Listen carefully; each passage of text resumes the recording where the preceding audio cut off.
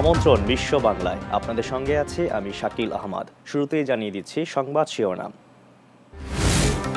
ভোগান্তি কমাতে জেলায় জেলায় করোনা পরীক্ষার দাবি বিদেশগামী যাত্রীদের, পরিকল্পনার কথা জানিয়েছেন স্বাস্থ্য অধিদপ্তর।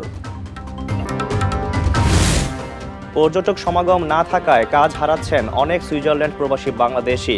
স্বাস্থ্যবিধি অবহেলা করায় বেড়ে গেছে করোনা আক্রান্তের হার। এবং দেশে আটকে পড়া কাতার প্রবাসীদের ফিরিয়ে নিতে চেষ্টা চলছে জানিয়েছেন বাংলাদেশের রাষ্ট্রদূত জসিম উদ্দিন।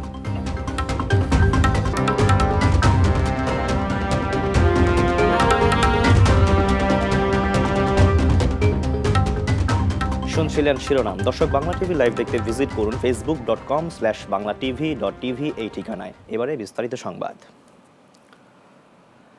বিদেশগামী যাত্রীদের করোনা পরীক্ষায় 21টি ল্যাব স্থাপন করলেও বিড়ম্বনা কমছেই না।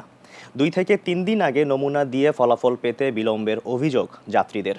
ভোগান্তি কমাতে জেলায় জেলায় পরীক্ষার ব্যবস্থা করার দাবি বিদেশগামীদের। প্রয়োজনে আগামীতে জেলাভিত্তিক ল্যাব স্থাপনে পরিকল্পনার কথা জানিয়েছেন স্বাস্থ্য অধিদপ্তর। বুলবুল আহমেদের বিশেষ প্রতিবেদন, ছবি তুলেছেন রাকিব হাসান। করোনা মহামারীতে দীর্ঘদিন বন্ধ থাকার পর সম্প্রতি চালু হয়েছে আন্তর্জাতিক রুটে বিমান চলাচল। আর এ সুযোগে দেশ ছাড়ছেন প্রবাসী বাংলাদেশিরা। তবে এক দেশ থেকে অন্য দেশে যাওয়ার ক্ষেত্রে অন্তত 3 দিন আগে করোনা পরীক্ষা বাধ্যবাধকতার কারণে করোনা পরীক্ষায় নেগেটিভ সনদ পেলে তবেই যাত্রা করতে পারবে প্রবাসীরা। এরই মধ্যে বিদেশগামীদের জন্য করোনা পরীক্ষায় 21টি ল্যাব স্থাপন করেছে সরকার। স্বাস্থ্য অধিদপ্তরের তথ্য মতে গড়ে প্রতিদিন 7 থেকে 7,500 বিদেশগামী যাত্রী পরীক্ষা করাচ্ছেন এই ল্যাবগুলোতে। তবে বিদেশ যেতে ঢাকার বাইরে থেকে আসা যাত্রীরা পড়েছেন বিড়ম্বনায়। জেলায় হলে তার আগের দিন আসতে হইতো না, আজকে সকালে যাই আমরা হয়তো জায়গায় বসে কইরা চলে আসতাম একবারে। প্রতিটা ডিস্ট্রিক্টে যদি এভাবে দেওয়া হতো তাহলে আমাদের মনে হয় এখানে যে চাপটা পড়তেছে এই চাপটা পড়তো না। টাকা সাশ্রয় হতো, প্লাস এত কষ্ট হইতো না। এই মাঠে অনেক ঘুমিয়ে থাকে, এটা করতে হইতো না। আজকে আমি 3 দিন যাবৎ ঢাকা শহর, গতকালকে দিয়ে গেছি। ওনারা বলছে যে 10টা বাজে মেসেজ যাবে, কিন্তু এই মুহূর্তে কোনো মেসেজ আমার মোবাইলে আসে নাই। অভিবাসন বিশেষজ্ঞরা মনে করেন ভোগান্তি কমাতে প্রবাসীদের টিকিট দেওয়া এবং করোনা পরীক্ষার সময়কালের মধ্যে সমন্বয় খুবই জরুরি। একজন প্রবাসী যত আগে টিকিট পাবেন তত কিন্তু তার জন্য সুবিধা, কারণ আমরা অনেককেই দেখি যে শেষ মুহূর্তে তারা টিকিট নিয়ে করোনা পরীক্ষা করতে যান, তার ফলে একটা অনিশ্চয়তা তৈরি হয়। তো আমি মনে করি যে টিকিট বা করোনা-19 পরীক্ষার ব্যবস্থাপনাটা আমাদের যেভাবে একটু একটু করে ভালো হচ্ছে, সামনের দিনগুলোতে এর ফলে ভোগান্তিগুলো আরও কমবে। বিদেশগামীদের বিড়ম্বনা এড়াতে ব্যবস্থা নেওয়ার কথা বললেন স্বাস্থ্য অধিদপ্তরের মুখপাত্র ডাক্তার মোহাম্মদ হাবিবুর রহমান। যদি অবস্থাটা এরকম হয় যে আমাদের চাহিদা আরও অনেক বেড়ে গেছে, আরও বেশি বেশি টেস্ট করতে হবে, সেক্ষেত্রে আমাদের 109টা ল্যাব আছে, আরটিপিসিআর ল্যাব আছে। আমরা যে কোনো সময় যে কোনো ল্যাবকে ডেডিকেটেড করতে পারবো। প্রবাসীদের সমস্যা সমাধানে সরকার সব ধরনের প্রস্তুতি রেখেছে বলেও জানান স্বাস্থ্য অধিদপ্তরের এই কর্মকর্তা। যারা বিদেশে থাকেন শ্রমিক হইলেও।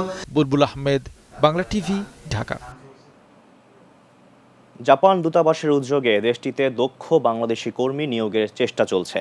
গত শনিবার টোকিও দূতাবাসের ফেসবুক পেজের মাধ্যমে জানানো হয়, সম্প্রতি Japan international man power development organization IM জাপানের নতুন এক্সিকিউটিভ চেয়ারম্যান হিতোশি কানামোরি নবনিযুক্ত রাষ্ট্রদূত শাহাবুদ্দিন আহমদকে অভিনন্দন জানাতে দূতাবাসে উপস্থিত হয়েছিলেন। এ সময় রাষ্ট্রদূত তাকে ধন্যবাদ জানিয়ে বাংলাদেশ থেকে অধিক সংখ্যক টেকনিক্যাল ইন্টার্ন ও স্পেসিফাইড স্কিলড ওয়ার্কার্স নিয়োগের অনুরোধ জানান।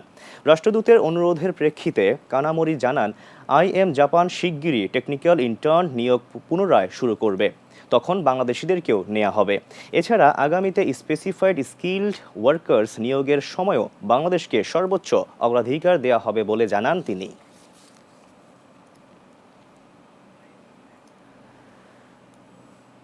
কুয়েতে প্রবাসীদের নানা সমস্যার ব্যাপারে অভিযোগ প্রক্রিয়া সহজ করার জন্য অনলাইনে অভিযোগ গ্রহণ ব্যবস্থা চালু করেছে দূতাবাস। গত রোববার কুয়েত দূতাবাসের ফেসবুক পেজের মাধ্যমে জানানো হয়, দেশটিতে বিভিন্ন কাজে নিযুক্ত প্রবাসী বাংলাদেশিরা বিভিন্ন সময়ে তাদের কোম্পানির কাছ থেকে বেতন ভাতা এবং অন্যান্য সুবিধাদি পাওয়ার ক্ষেত্রে অনিয়মের অভিযোগ করেন। তবে রাজধানী থেকে দূরবর্তী অঞ্চলগুলোর প্রবাসীরা সহজে দূতাবাসে পৌঁছতে পারেন না বলে তাদের অভিযোগগুলো অজানাই থেকে যায়। ফলে তাদের সমস্যাগুলোর কোনো সমাধান হয় না। এই সমস্যা দূর করতে দূতাবাস প্রবাসীদের অভিযোগ গ্রহণের বিষয়টি অনলাইনে চালু করার সিদ্ধান্ত নিয়েছে। তবে অভিযোগ দায়েরের ক্ষেত্রে প্রবাসীদের মধ্যে যারা নিজে ভুক্তভোগী কেবল তারাই অভিযোগ দায়ের করেন। লোকমুখে শোনা বিষয়ে অভিযোগ করলে তার সত্যতা যাচাই দূতাবাসের পক্ষে কঠিন হয়ে পড়ে, ফলে সমস্যা সমাধানে পদক্ষেপ নেওয়াও কঠিন হয়ে পড়ে। প্রবাসীদেরকে দূতাবাসের পেজে প্রকাশিত লিঙ্কে ক্লিক করে নিজেদের অভিযোগ জানাতে বলা হয়েছে। এসব অভিযোগ যারা করবেন তাদের পরিচয় গোপন রাখা হবে।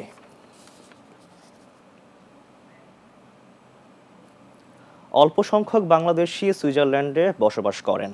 দেশটিতে পর্যটক সমাগম না থাকায় প্রবাসীদের অনেকেই করোনায় কাজ হারাচ্ছেন।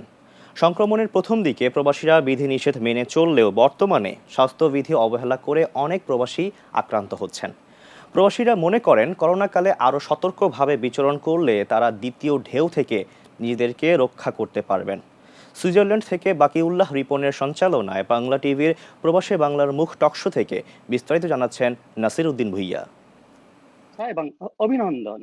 ইউরোপের অন্যান্য দেশে বিপুল সংখ্যক বাংলাদেশি বসবাস করলেও ভাষাগত জটিলতা আর ব্যয়বহুল জীবনযাপনের কারণে সুইজারল্যান্ডে বাংলাদেশিদের তেমন বসবাস নেই। সর্বশেষ এসে অল্প সংখ্যক বাংলাদেশি প্রবাসী দেশটিতে বসবাস করছেন। করোনা ভাইরাসের কারণে সুইজারল্যান্ডে পর্যটক সমাগম না থাকায় প্রবাসীদের অনেকেই কাজ হারাচ্ছেন।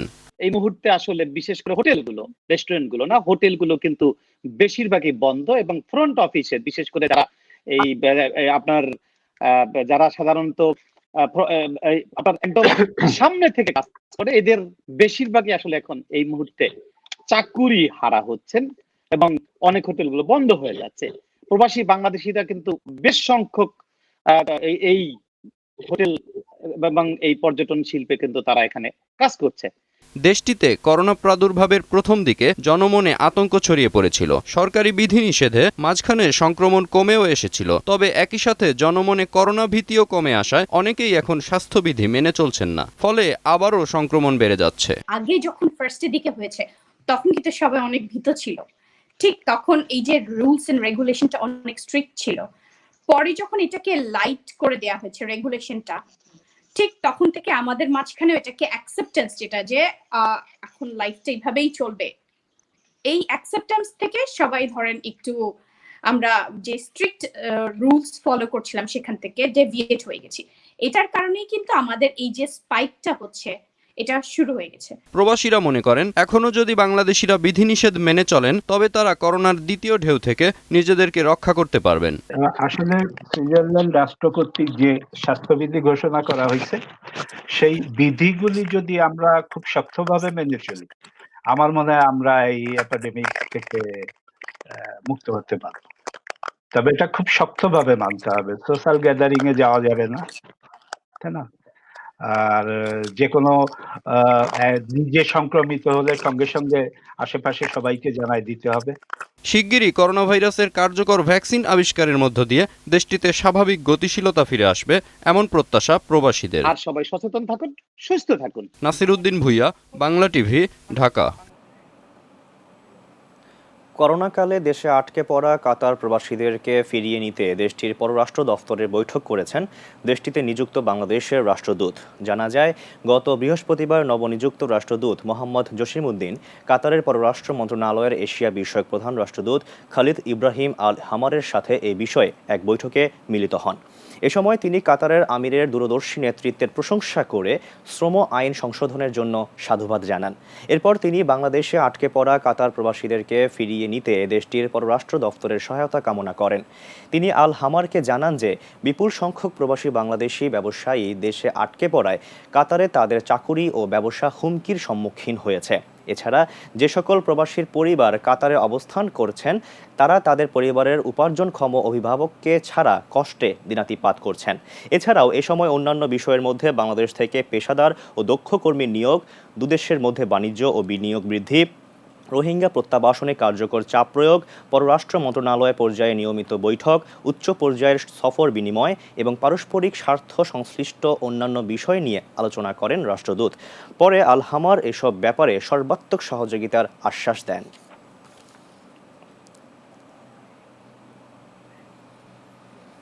বাহরাইনে মর্মান্তিক সড়ক দুর্ঘটনায় 4 প্রবাসী বাংলাদেশি নিহত হয়েছেন, আহত হয়েছেন আরও 2 জন। স্থানীয় সময় সোমবার দুপুরে হামেলা নামক স্থানে এ ঘটনা ঘটে। নিহত 4 জনের মধ্যে 3 জন হলেন কুমিল্লা সদরের মোহাম্মদ ইলাহি, বরিশালের ঝালকাঠির রমজান ও টাঙ্গাইলের মধুপুরের চান মিয়া।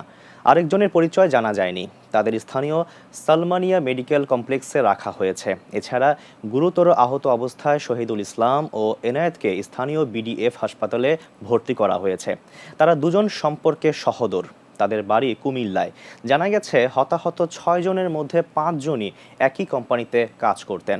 ঘটনার দিন কর্মস্থল থেকে বাড়ি ফেরার সময় প্রাইভেট কারের চালক নিয়ন্ত্রণ হারিয়ে অন্য পাশে গেলে পেছন থেকে আরেকটি গাড়ি সজোরে ধাক্কা দেয়, ফলে গাড়ি দুটো দুমড়ে মুচড়ে যায়।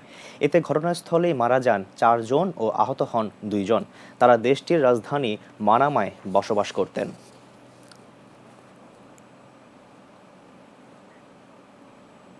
বিশ্ব বাংলায় নিচ্ছি ছোট্ট একটা বিরতি। ফিরে আসার পর অন্যান্য সংবাদের সঙ্গে আলোচনা থাকছে। নোয়াখালীর সোনাইমুড়িতে পুলিশের বিরুদ্ধে প্রবাসীর বসতঘরে হামলা, লুটপাট ও গুলিবর্ষণের অভিযোগ, জড়িতদের বিচার দাবি।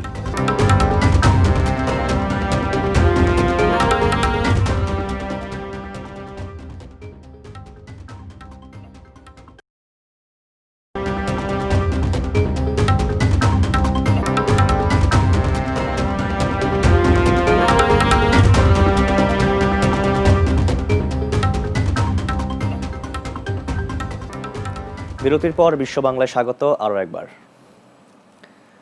নোয়াখালীর সোনাইমুড়ি উপজেলার জয়াক ইউনিয়নের ভাওরকোট গ্রামে তল্লাশির নামে এক প্রবাসীর বসতঘরে হামলা, ব্যাপক ভাঙচুর, লুটপাট ও গুলি বর্ষণের অভিযোগ উঠেছে পুলিশের বিরুদ্ধে। দোষীদের বিচার দাবি ও নিরাপত্তা চেয়ে প্রধানমন্ত্রীর হস্তক্ষেপ চেয়েছেন ভুক্তভোগী ওই পরিবার। তদন্ত করে ব্যবস্থা নেয়ার কথা জানিয়েছে পুলিশের ঊর্ধ্বতন কর্তৃপক্ষ। নোয়াখালী প্রতিনিধি ইয়াকুব নবী ইমনের প্রতিবেদন, জানাচ্ছেন নাজিয়া আফরিন রিয়া। ভাওরকোট গ্রামের মাস্টার বাড়ির প্রবাসী শামসুল ইসলামের ছেলে AJM হাফিজ তানভীরদের সাথে প্রতিপক্ষ শরীফুল ইসলাম বিপ্লবদের পারিবারিক বিরোধের জেরে বিপ্লবের দায়ের করা মামলায় তানভীর আদালত থেকে জামিন পান। তবে জামিনে থাকার পরও চাটখিল সোনাইমুড়ি সার্কেলের সহকারী পুলিশ সুপার সাইফুল ইসলাম খানের নেতৃত্বে ইউপি সদস্য মোহনের উপস্থিতিতে সম্প্রতি একদল পুলিশ গভীর রাতে আসামি গ্রেফতার ও ঘর তল্লাশির নামে ওই প্রবাসীর বাড়িতে হানা দেয়।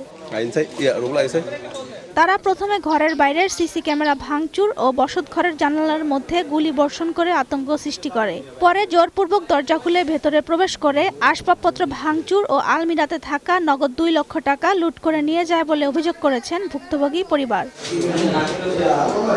এ সময় প্রতিপক্ষের অস্ত্রধারী সন্ত্রাসী সাখাওয়াত ও ইলিয়াসের নেতৃত্বে একদল সন্ত্রাসী পুলিশের সাথে ভাঙচুরে অংশ নেয়। এ ঘটনার পর নিরাপত্তাহীনতায় ভুগছেন ওই প্রবাসীর পরিবার। তারা জীবনের নিরাপত্তা চেয়ে নোয়াখালী পুলিশ সুপারের কাছে লিখিত অভিযোগ দায়ের করেছেন। সেই সাথে সংবাদ সম্মেলনের মাধ্যমে সুষ্ঠু তদন্ত ও দোষীদের শাস্তির দাবি জানিয়ে প্রধানমন্ত্রীর হস্তক্ষেপ চেয়েছেন। ওরা আমার ছেলেকে মারার জন্য এগুলা ফায়ার করে আনছে, এবং আমার ছেলেকে না পাই আমার হাজু জিনিসের উপরে হামলা করে চলে গেছে। আমি প্রধানমন্ত্রীর কাছে আমি এই বিচার চাই। আপনার পুলিশের সাথে হাত মিলাই আমার বাড়িতে অথবা বিভিন্নভাবে আমরা হয়রানি করতেছি। হয়রানি করতে এখন আমি আপনাদের মাধ্যমে মাননীয় প্রধানমন্ত্রী আর স্বরাষ্ট্রমন্ত্রীর কাছে আবেদন করতেছি যে আমার এবং আমার ফ্যামিলির নিরাপত্তার বিষয়টা আপনারা দেখবেন। যে আমাদের বাড়িতে এসে যে তাণ্ডবটা চালাইছে, আমরা তার ন্যায় বিচার চাই। এদিকে এএসপির নেতৃত্বে অভিযানের কথা স্বীকার করলেও লুটপাটের কথা অস্বীকার করেন ইউপি সদস্য মহিনুদ্দিন মোহন। সার্কেলের আমাদের সোনামুড়ি থানার ওসি, এরপর দিয়ে আপনার রাজাল দারোগা, বেল্লাল দারোগা এবং সোনামুড়ি চাটকিলেরও সার্কেল স্যারের সাথে অত পুলিশ আসছে, ওনারা শুনতে। এখন সকাল থেকে এই বিভ্রান্তি, সাংবাদিক, এটা সেটা, তখন আমরা কি করব? এসব অভিযোগের বিষয়ে জানতে চাইলে চাটখিল সোনাইমুড়ি সার্কেলের সহকারী পুলিশ সুপার সাইফুল ইসলাম খান কথা বলেননি। পরে মোবাইলে যোগাযোগ করলে ঘটনা আড়াল করার চেষ্টা করেন তিনি। এটা তো মানে বক্তব্যটা তো সম্পূর্ণ সার দিতে না।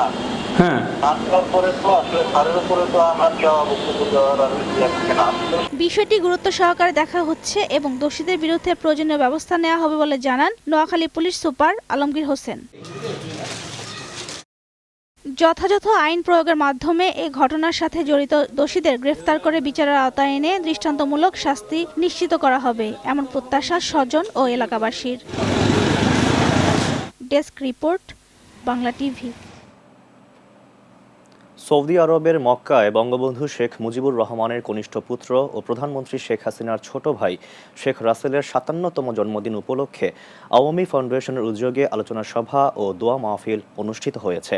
আমাদের মক্কা প্রতিনিধি SH হেমায়েত জানান, মিসফালাহ হোটেল ওয়ারদাহ জহুরের হলরুমে মক্কা আওয়ামী ফাউন্ডেশনের সভাপতি বেলাল পাটোয়ারির সভাপতিত্বে ও তাজুল ইসলামের পরিচালনায় আয়োজিত অনুষ্ঠানে বিশেষ অতিথি হিসেবে উপস্থিত ছিলেন মক্কা আওয়ামী ফাউন্ডেশনের সাধারণ সম্পাদক কাসিদুর রহমান, সহসভাপতি শফিকুর রহমান, শমশের আলম, আব্দুল হক, সংগঠনের উপদেষ্টা ইঞ্জিনিয়ার শাহ আলম, আমির হোসেন, প্রবীণ রাজনীতিবিদ জামাল মিদ্দাত, শওকত হোসেন ও মক্কা বঙ্গবন্ধু ক্লাবের সভাপতি রিয়াজ আকবর চৌধুরী।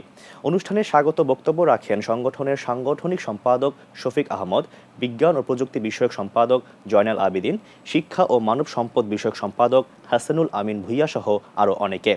শেষে শহীদ শেখ রাসেল সহ বঙ্গবন্ধুর পরিবারের জন্য দোয়া ও মোনাজাত করা হয়।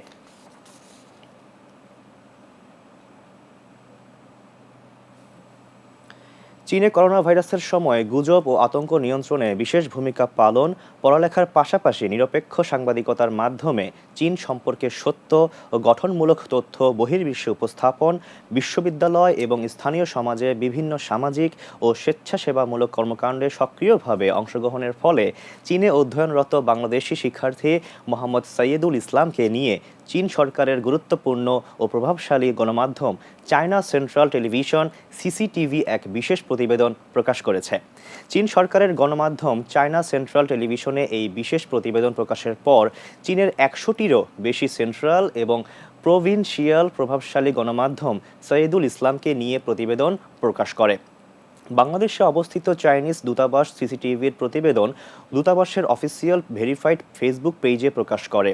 CCTV সহ অন্যান্য চাইনিজ গণমাধ্যমগুলো প্রতিবেদন প্রকাশের পর চাইনিজ সোশ্যাল মিডিয়াগুলোতে চীনের সাধারণ জনগণ, চীনে অধ্যয়নরত বিদেশি শিক্ষার্থী এবং বাংলাদেশি শিক্ষার্থীরা ব্যাপক হারে তা শেয়ার দেয়। বিশ্ববিদ্যালয়ের শিক্ষক, শিক্ষার্থী, চীনের সাধারণ জনগণ, বাংলাদেশ এবং এই বাংলাদেশি শিক্ষার্থীর প্রশংসা করেন। 2018 সালে চায়না সরকারের স্কলারশিপে চীনের Jiangxi university of finance and economics বিশ্ববিদ্যালয়ে মাস্টার্স প্রোগ্রামে ইন্টারন্যাশনাল বিজনেস মেজরে ভর্তি হন সাইয়েদুল। এই বছর জুলাই মাসে তিনি কৃতিত্বের সাথে গ্র্যাজুয়েশন সম্পন্ন করেছেন। সাইয়েদুলের বাবার নাম মোহাম্মদ লুৎফুর রহমান বারিক। তার গ্রামের বাড়ি নরসিংদী জেলার মনোহরদী উপজেলার নলুয়া গ্রামে।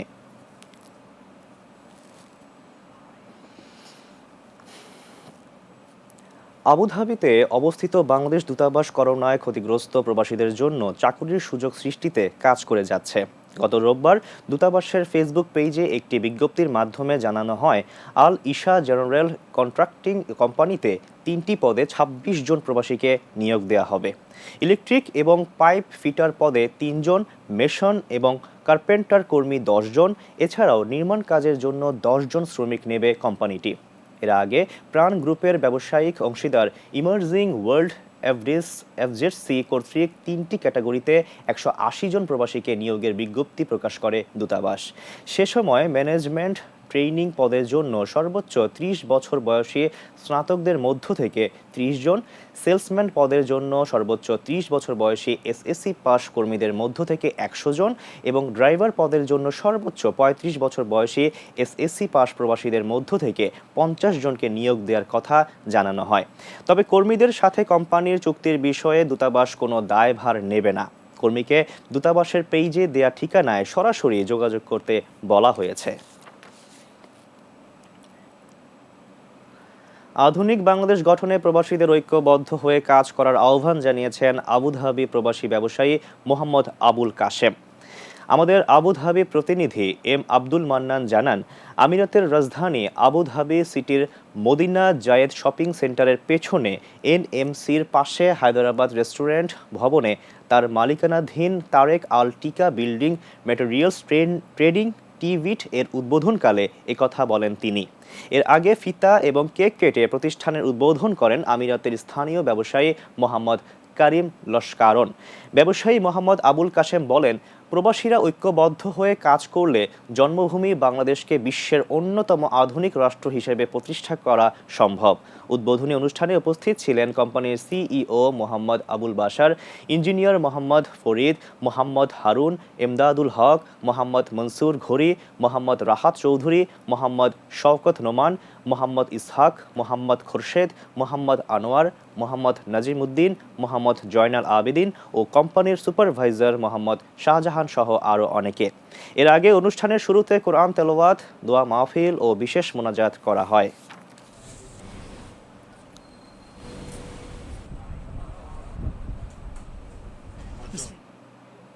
এর সাথে শেষ করছে বিশ্ব বাংলা। তার আগে শিরোনামগুলো জানিয়ে দিচ্ছি আরও একবার। ভোগান্তি কমাতে জেলায় জেলায় করোনা পরীক্ষার দাবি বিদেশগামী যাত্রীদের, পরিকল্পনার কথা জানিয়েছে স্বাস্থ্য অধিদপ্তর। পর্যটক সমাগম না থাকায় কাজ হারাচ্ছেন অনেক সুইজারল্যান্ড প্রবাসী বাংলাদেশি, স্বাস্থ্যবিধি অবহেলা করায় বেড়ে গেছে করোনা আক্রান্তের হার। দেশে আটকে পড়া কাতার প্রবাসীদের ফিরিয়ে নিতে চেষ্টা চলছে, জানিয়েছেন বাংলাদেশের রাষ্ট্রদূত জসিমউদ্দিন।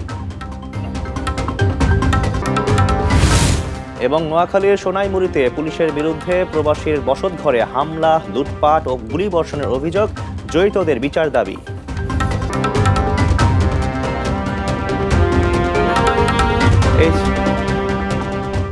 এই ছিল বিশ্ব বাংলা। এতক্ষণ সঙ্গে থাকায় ধন্যবাদ সবাইকে।